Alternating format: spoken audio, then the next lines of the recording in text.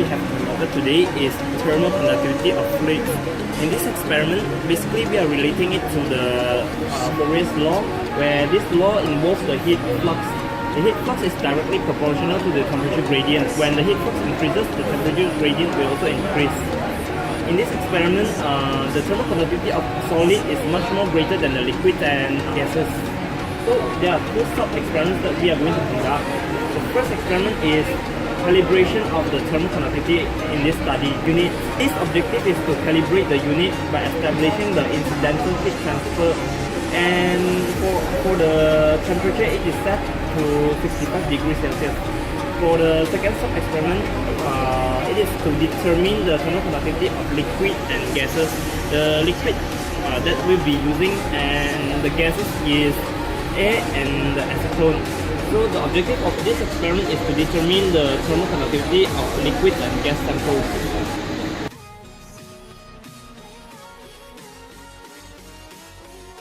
Before we start the experiment, we have to make sure that the water flow rate is 500 milliliter per 6 seconds.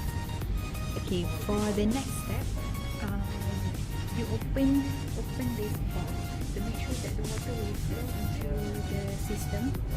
And after that, you have to make sure that the heater switch and the main switch is off before you start the experiment, and make sure that the valve for the air experiment, you have to make sure that the valve is closed. You don't have to open the valve. Okay, to start the experiment, switch on the heater switch and this main switch, and after that you regulate the power by turning the power regulator and to break the temperature, which is T1 and T2, you turn the temperature indicator. Either you want to take the T1 or the T2. Okay, the second experiment is to determine the thermal conductivity for liquid and gas sample. Okay, for the gas sample, we are using air, and for the liquid sample, we are using acetone. Okay, for the gas sample, the first one, we are using the power at 25 watts. Okay, for the acetone, we are using the power at 100 watts. Okay, for handling the liquid, firstly we must wear goggles and gloves for safety precaution. Okay, remember, before we are using the acetone, we need to pour this acetone in the beaker until like 50 milliliter.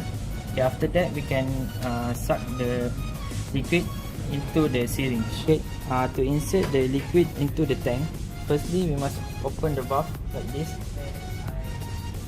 Okay, and then we can just do this. Okay, after that close the valve and then pull this.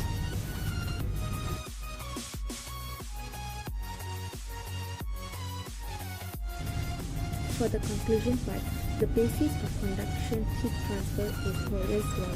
This law involves the idea that the heat flux is proportional to the temperature gradient in any direction.